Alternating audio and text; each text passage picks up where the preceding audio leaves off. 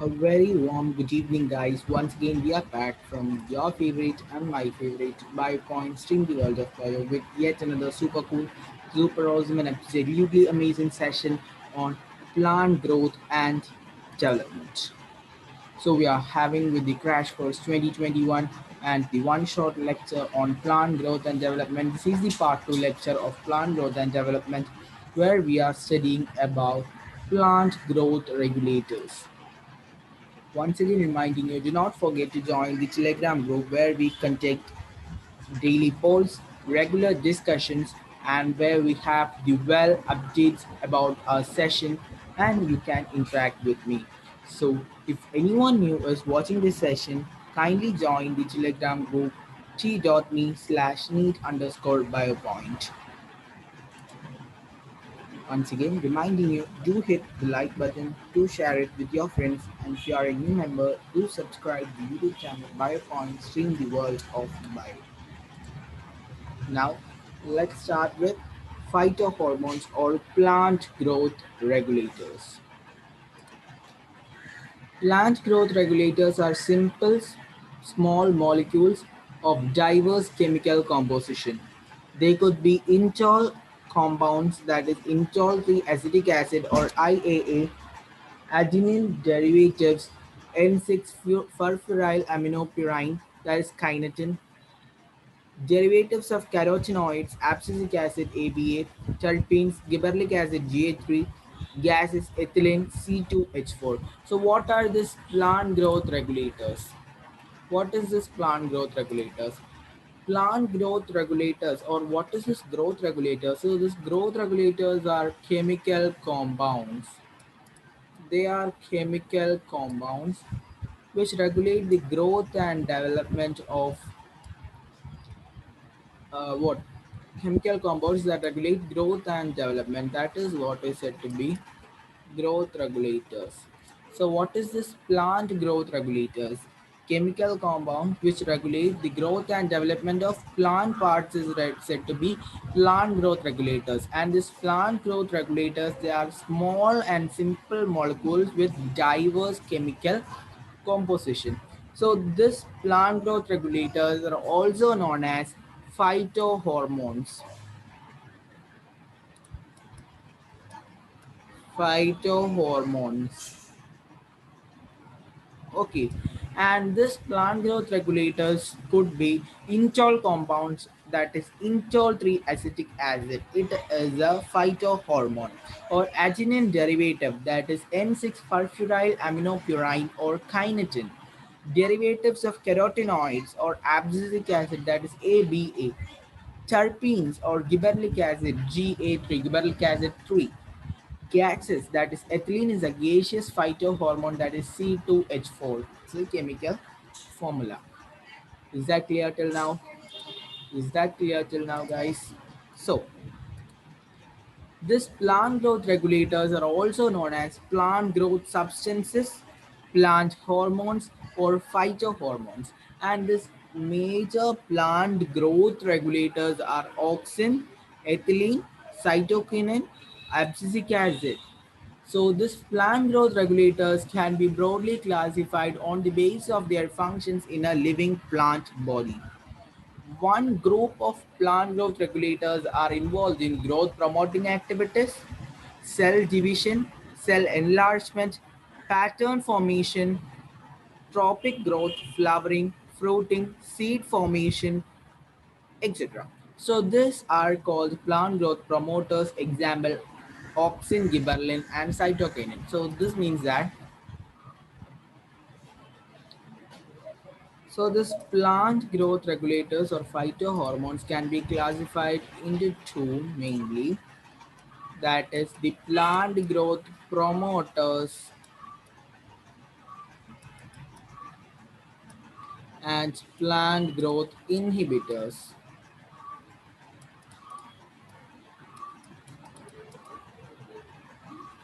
So the phytohormones that we are going to learn in this lesson are: one is auxin, two gibberellin or gibberellic acid, three cytokinin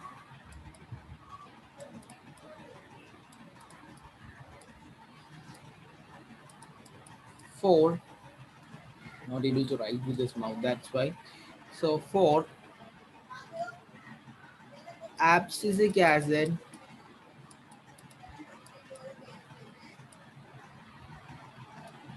5 ethylene,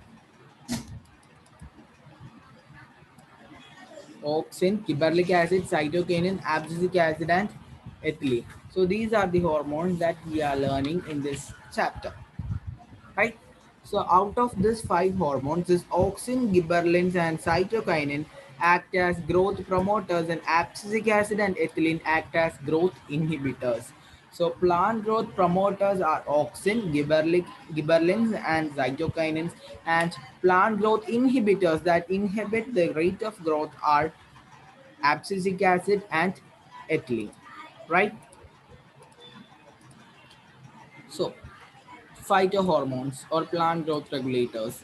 They are of the plant PGRs of the other group play an important role in plant responses to wounds and stresses of biotic and abiotic origin. They are also involved in various growth inhibiting activities such as dormancy and abscission. Abscisic acid belongs to this group. That is which group? That is the growth inhibiting group. Abscisic acid and ethylene. That is the gaseous phytohormone or PGR. They could fit either of the group, but it is largely an inhibitor of growth activities. So all these things that we are gonna learn in detail under different topics of auxin, gibberellin, cytokinin, ethylene, and abscisic acid. Is that clear, guys? So the discovery of PGR or plant growth regulators. So these plant growth regulators are discovered by an experiment or an observation conducted by Charles Darwin and his son Francis Darwin. So Charles Darwin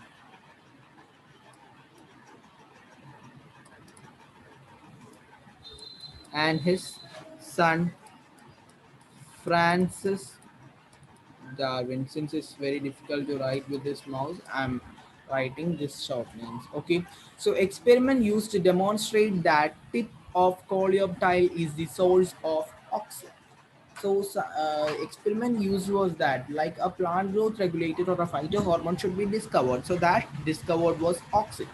So how it is discovered? It is discovered by taking the coleoptile of canary grass. Coleoptile of canary grass. Coleoptile of canary grass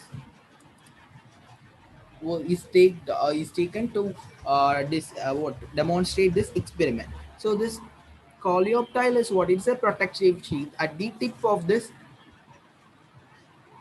canary grass. So coleoptile of this canary grass is taken to demonstrate the experiment or to discover the plant growth regulator. So if you look in this diagram, you can see in this unidirectional illumination or unidirectional light source, the coleoptile starts bending towards that. And if we cut the end or the part or the tip of this coleoptile, it stops bending. And after that, in the C, figure C, we are just covering the tip of this coleoptile with a foil of aluminum or tin, with a foil of aluminum or tin, with an opaque foil of aluminum or tin. So after covering that with this aluminum or tin, we can see that this tip of coleoptile again starts bending towards this unidirectional light. So this arrows indicate the direction of light, and this is how they have concluded that there is certain substance at the end of this or at the tip of this coleoptile that helps in the bending of the entire coleoptile to the unidirectional illumination. This was their conclusion. Whose conclusion? By Charles Darwin and his son Francis Darwin. So first auxin was isolated by auxin is the first phytohormone that we are going to learn, and it is isolated by FW went from the tip of coleoptiles of oak seedlings. So the experiment conducted by this FW went is known as Avena curvature test. Okay, is known as Avena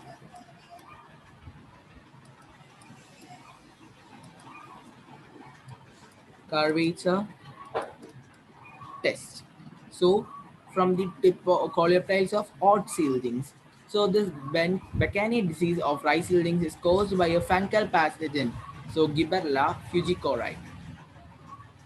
So, E. Kurzova found that this disease is caused due to the presence of certain plant or a phytohormone called gibberellins.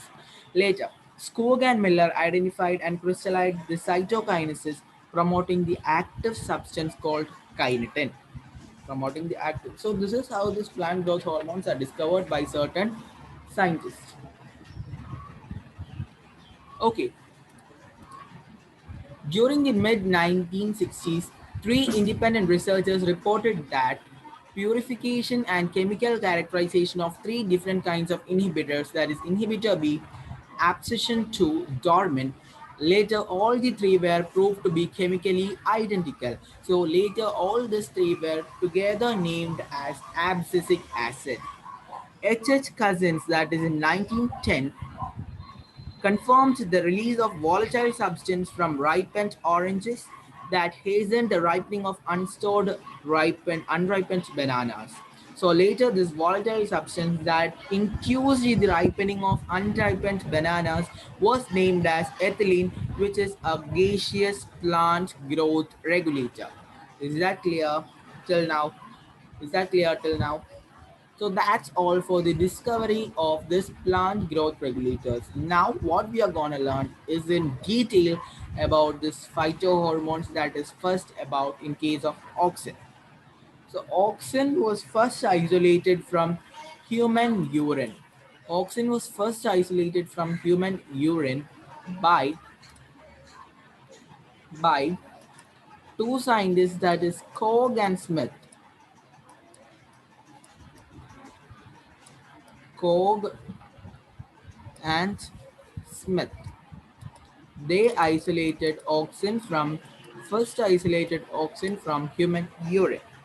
So this term auxin is applied to the intol 3 acetic acid and to other what natural and synthetic compounds having certain growth regulating properties. So these are generally produced by growing apices of stems and roots at the tip of growing stems and roots where they migrate towards the regions of their action. So auxins like intol acetic acid and intol butyric acid. So names of two auxin or examples of two auxin, intol acetic acid and intol butyric acid, have been isolated from plants.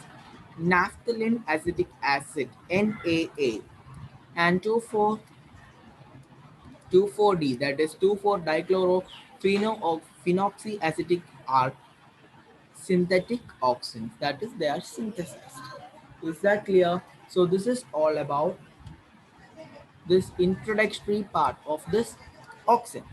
So, auxin were first isolated from human urine by Koch and Smith, and this term auxin is applied to intol 3 acetic acid, and they are present in the growing apices of stems and roots. And auxins like intol acetic acid and intol butyric acid have been isolated from plants, and synthetic auxins. Examples for synthetic auxins are naphthalene acetic acid NAA and 2,4-D, that is 2,4-dichlorophenoxyacetic. Is that clear till now? Is that clear? All auxins have been used extensively in agricultural and horticultural practices. They help to initiate rooting in stem cuttings an application widely used for plant propagation. Auxin promote flowering. Auxin promote flowering, that is in case of pineapples. They help to prevent fruit and leaf drop at early stages. So they prevent the fruiting and senescence, that is the aging of leaves at the early stages, and promote abscission of old mature leaves and fruit. They promote abscission of old mature leaf and fruit. In most higher plants, the growing apical bud inhibit the growth of lateral buds by a phenomenon called apical dominance. So, apical dominance is a phenomenon by which the apical buds dominate over the lateral buds and grows. right? So removal of shoot tips, that is decapitation. So decapitation usually results in the growth of lateral buds. That is, the shoot tips are removed, that results in the growth of lateral buds. Because the auxins are present in the tip of the shoot, that is in the tip of the growing apices, both the stem and the root. And if that tip is just removed, that is process. If the shoot tip is removed, it is known as decapitation, and in that process, the lateral buds grows. Is that clear? Is that clear? Auxin also induces parthenocarpy, that is in case of tomatoes. What is this parthenocarpy? That is formation of fruit without fertilization. And they are widely used as herbicides 2,4-D, widely used to kill dicotyledonous weeds, do not affect mature monocotyledonous plants. It is used to prepare weed-free lawns by gardeners. Auxins also controls xylem differentiation, helps in cell division. So this is all about auxin.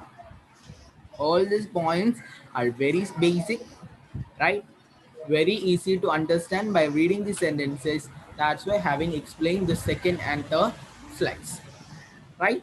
So very first slide, that is about the discovery, I have explained, and the other two slides about just certain features, that is the certain functions. They induce parthenocarpy, they are used to kill dicotyledonous weeds, they are used to prepare weed-free lawns, they control xylem differentiation, they help in cell division. All these are certain points that you have to understand by just reading. Okay,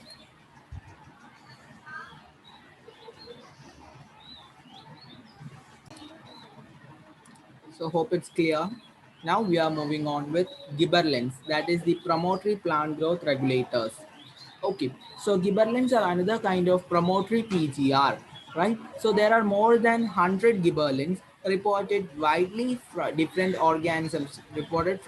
different organisms such as fungi and higher plants, and these gibberellins are denoted as GA1, GA2, GA3. GA1, that is gibberellic acid 1, gibberellic acid 2, and gibberellic acid 3. And this gibberellic acid 3 was one of the first gibberellins to be discovered and remained the most extensively studied form. Okay, so the very first gibberellic acid to be discovered was GA3, and it is the most extensively studied form. And all gibberellic acids are acidic. That is why they are known as gibberellic acid. So they are acidic. From the name itself, they are acidic. They produce a wide range of physiological responses in plants. That is why they are known as phytohormones, because they produce responses in plants. Their ability to cause an increase in the length of axis is used to increase the length of grape stalk. Their ability to cause an increase in length of axis is used to increase the length of grape stalks. Gibberellins cause fruits like apple to elongate and improve its shape. Elongate and improve its shape. So gibberellins helps the fruit like apple to elongate and improve its shape. And this process of elongation of internodes caused by gibberellins is known as bolting. Bolting. This process of elongation of internodes caused by gibberellins is known as bolting. Clear? They delay senescence. Thus, fruits can be left on a tree longer so as to extend their market period. So, if gibberellins are sprayed over that, they delay senescence. That is, they delay aging. So, by spraying this gibberellins, we can keep a tree or a fruit or something just keep fresher for a longer period of time, and we can extend their market period. Gibberellin, gibberellic acid 3 is used to speed up malting process in brewing industry. They are used to speed up malting process in brewing industry. Spraying sugarcane crop with gibberellins increases the length of the stem, thus increasing the yield by as much as 20 tons per acre. So that is what we have said. They increases the length of the stem and increases the yield by spraying gibberellins. Spraying juvenile conifers with gas hastens the maturity period, thus leading to early seed production.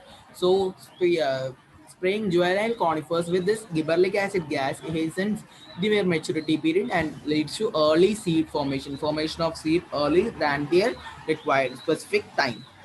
Gibberellin also promotes bolting, that is internode elongation, just prior to flowering, that is in beet, cabbages, many plants with rosette habit. Many plants with rosette habits. Okay,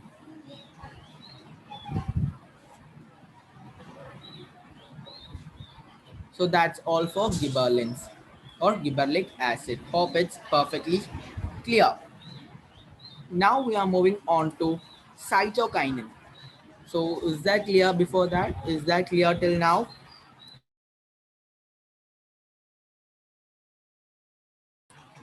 Okay then, we are moving with cytokinin. That is, they have specific effect on cytokinesis. Discovered as chitin, that is a modified form of adenine, that is a purine, from autoclaved herring sperm DNA. Kinetin do not occur naturally in plants. Kinetin do not occur naturally in plants. Search for natural substances from cytokinin like activities lead to isolation of substances, that is isolation of creatine from corn kernels and coconut milk. Since the discovery of creatine, several naturally occurring cytokinins and some synthetic compounds with cell division promoting activity have been identified. So we can say that this cytokinin is a growth promoting substance or a growth promoting plant growth hormone or a plant growth regulator or a phytohormone, right? Natural cytokinins are synthesis in the regions where rapid cell division occurs. That is in case of root apices, developing shoot buds and young fruits, etc. There are the parts where rapid cell division occurs. So their natural cytokinins are synthesized. It helps to produce new leaves, chloroplast in leaves, lateral shoot growth and adventitious shoot formation. This is the function of this cytokinin. So they also help to overcome this apical dominance and they promote lateral growth. They help to overcome this apical dominance and promote lateral growth. So they promote nutrient mobilization, which helps in the delay of leaf senescence. They helps in the delay of leaf senescence, and the process by which the cytokinins delay leaf senescence is known as Richmond-Lang effect. Hope you can see. It's known as Richmond-Lang effect. It is discovered by two scientists Richmond and Lang. It is the process by which the cytokinins delay leaf senescence or the aging of leaf. And hope that's all for cytokinins. That's all for cytokinins. Hope it's clear. Hope it's clear till now. I know I'm moving a bit fast because in order to complete this in a required time, I have to move this much speed. Hope everything is clear. Ethylene. Next we have ethylene, and after completing abscisic acid, we will end this lecture. Okay. So ethylene. Ethylene is a simple gaseous plant growth regulator, simple gaseous plant growth regulator, and it is synthesized in large amount by the tissues undergoing senescence and ripening fruits. So ethylene helps in ripening of fruits. So influences of ethylene on plants include horizontal growth of seedlings, swelling of the axis, apical hook formation in dicot seedlings. Okay, so these are the influences of ethylene on plants, and they promote senescence and abscission of plant organs, especially of leaves and flowers, and induces fruit ripening. Induces fruit formation and fruit ripening. Ethylene is highly effective in fruit ripening. It enhances the respiratory rate during the ripening of fruits, and this rate of respiration is known as respiratory climactic. Respiratory climactic. Okay. Okay, guys. Okay. So this ethylene breaks seed and bud dormancy, initiate the germination in potato seeds. So this ethylene initiate the germination in Peanut seeds initiate germination in peanut seeds. Sprouting of potato tubers, sprouting of potato tubers promote rapid internode or petiole elongation in deep water rice plants, helps in leaves or upper parts of the shoot to remain above water, helps leaves or upper part of the shoot to remain above water, also promotes root growth and root hair formation, thus helping the plants to increase their absorption surface. That helps their plants to increase their absorption surface. Is that clear? Is that clear till now? Ethylene is used to initiate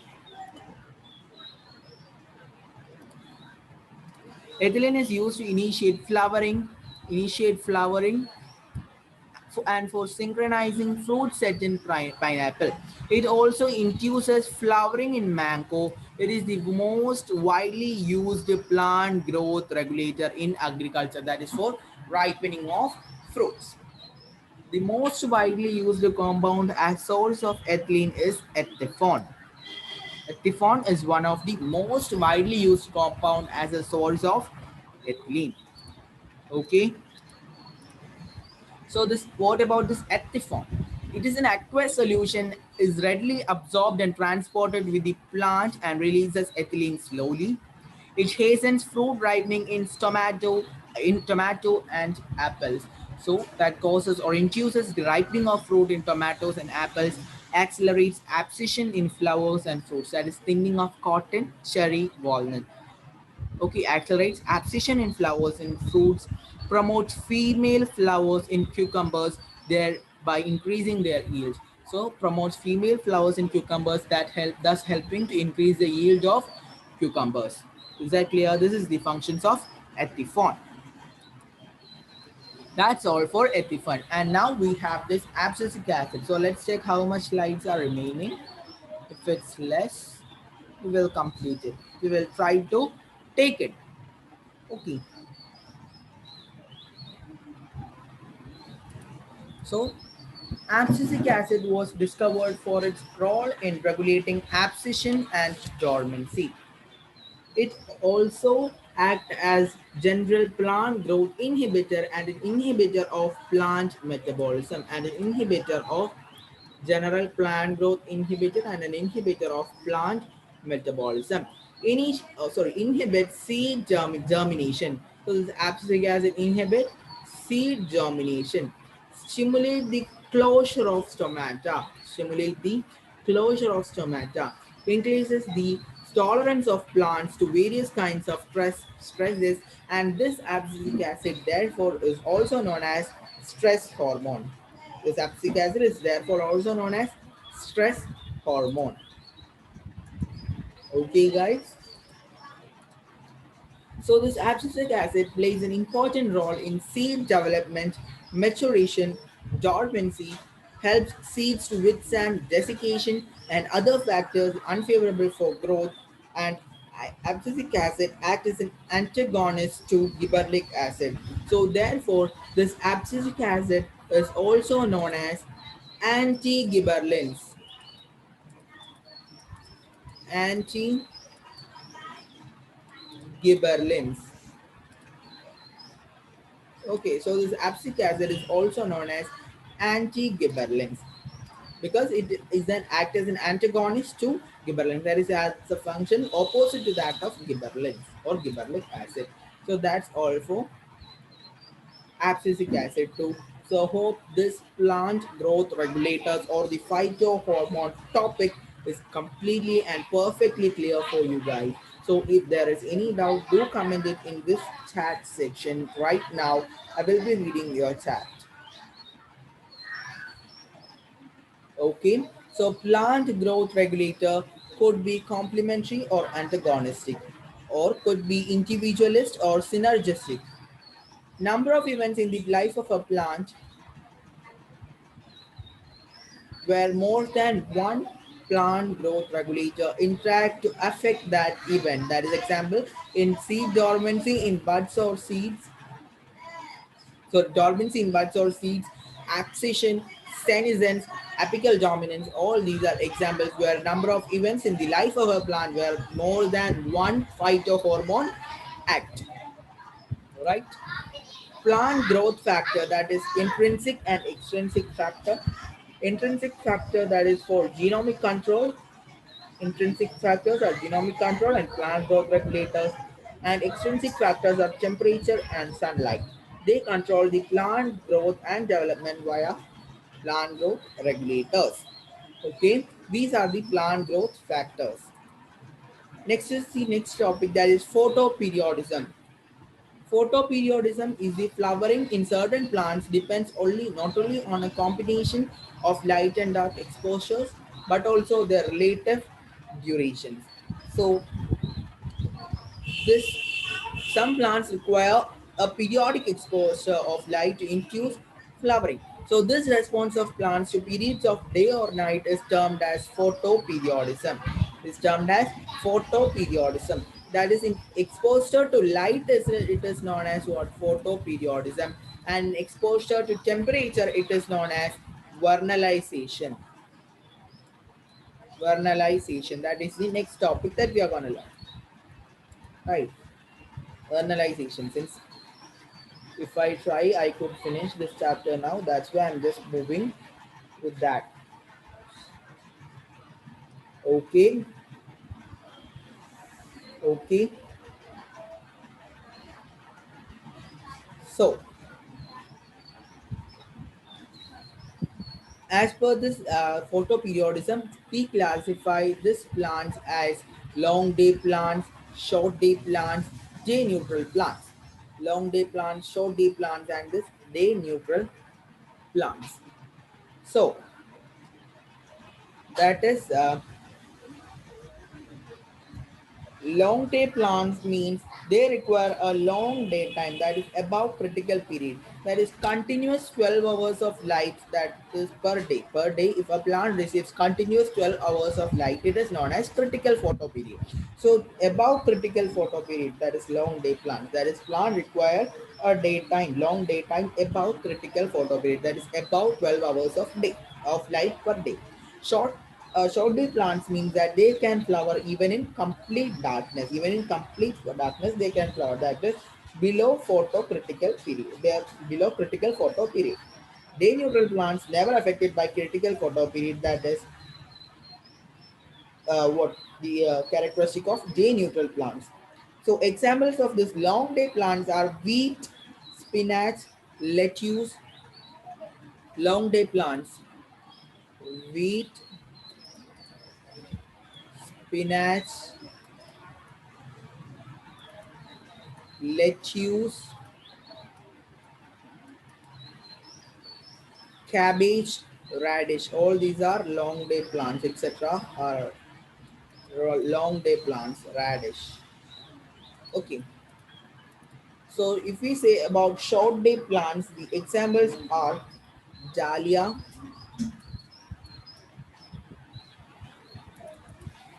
chrysanthemum,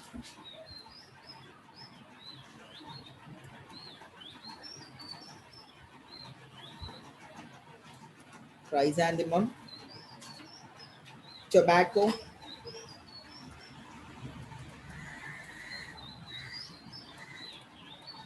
rice, potato, sugarcane, etc. So just by heart these examples in case if it is asked you should write. Okay. So J neutral plants, that is they can flower in that is they can flower whether whether they receive light above critical period or below critical photo period. So examples are cucumber, sunflower, corn, tomato, chili. Cucumber,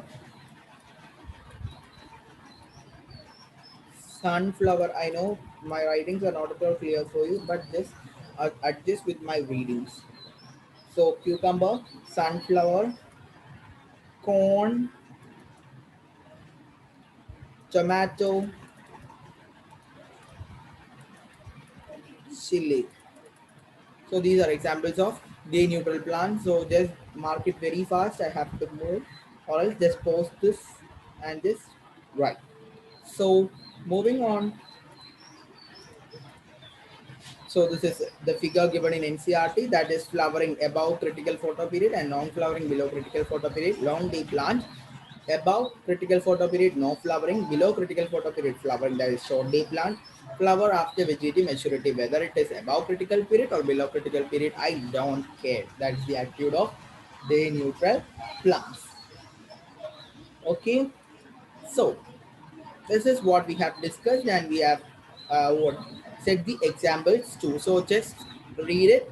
The flower when photo period is below critical period for critical period. Okay, that is short day plants. Example: xanthium, rice, sugarcane, potato. Long day plants. These plants flower when they receive long photo period of light greater than critical period. That is radish, barley, and lettuce. Day neutral plants can blossom throughout the year, that is bean and wild kidney. Okay, the other examples you should write that I have explained in the previous slide. Okay, next is about vernalization. So it is the process of shortening of the juvenile or vegetative phase and hastening flowering by cold treatment. By cold treatment.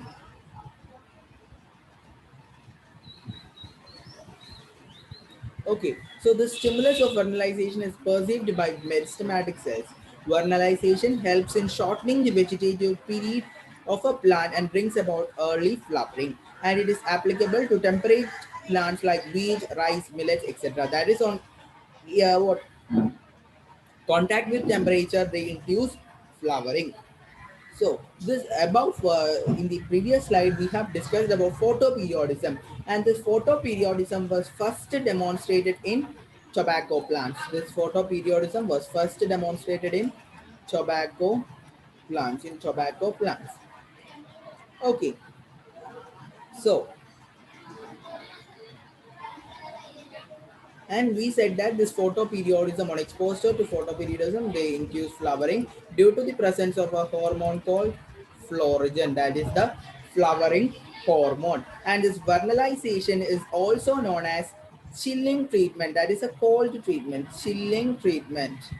Vernalization is also known as chilling treatment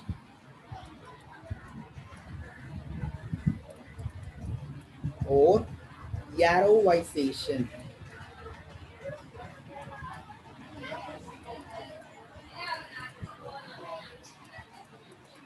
or yarovization.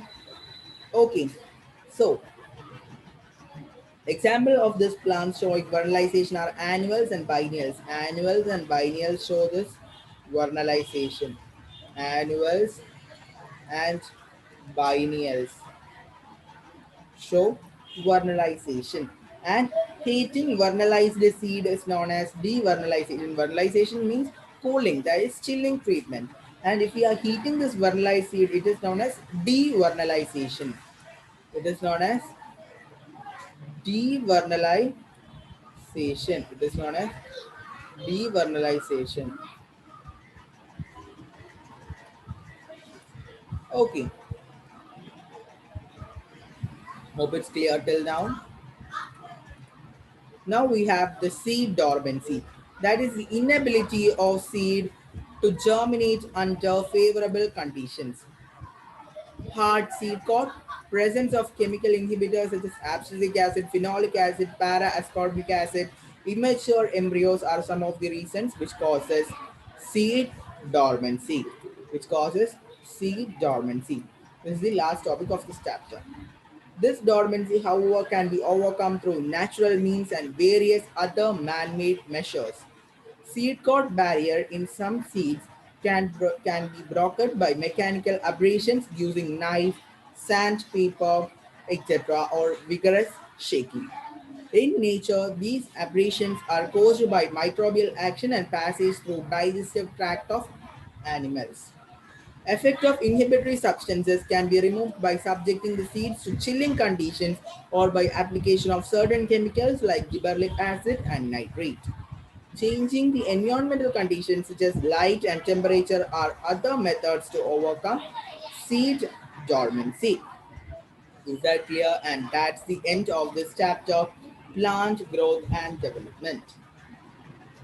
Hope it's clear till now. Hope it's clear till now. And we have a topic pending, that is differentiation, de-differentiation, and redifferentiation. Differentiation, and redifferentiation before this, and certain small topics before this phytohormone. That too we will be covering. In order to cover the most important part right now, I have did this phytohormones before covering that topic. Okay, so again reminding you, join the Telegram group at t.me/meet underscore biopoint. Okay, so once again reminding you, do hit the like button, do share it with your friends, and do subscribe to YouTube channel Biopoint, seeing the world of bio. And do comment, remark us by giving a comment in the comment section. And thank you all. Thanks a lot. And thanks for spending this much time with the team of BioPoint. So now, one more thing that I have to remind you is,